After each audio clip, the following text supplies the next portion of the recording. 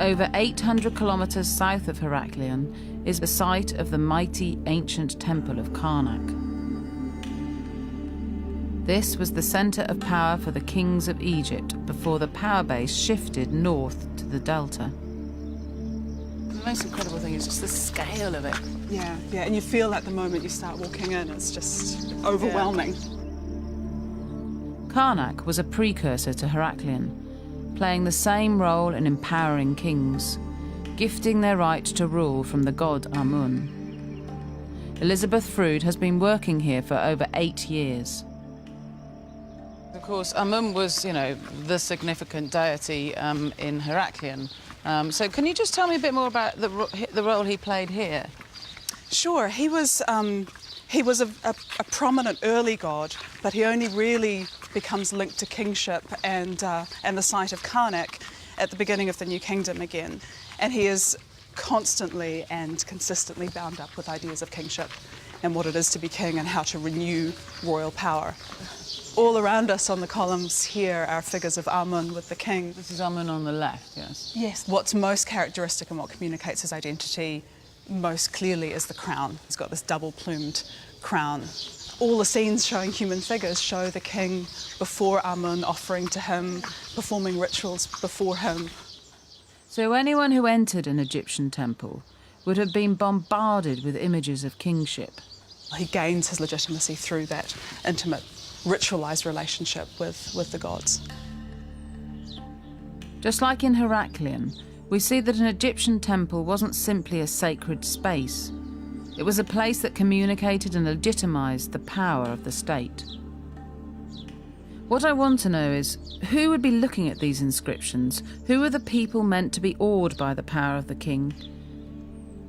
Liz has an ingenious way to find out: graffiti.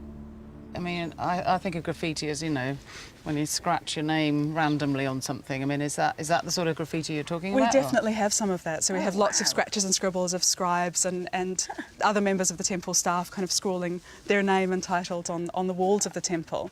And they also draw little pictures as well. But let's have a quick nosy in here. This is amazing, isn't it? Yeah.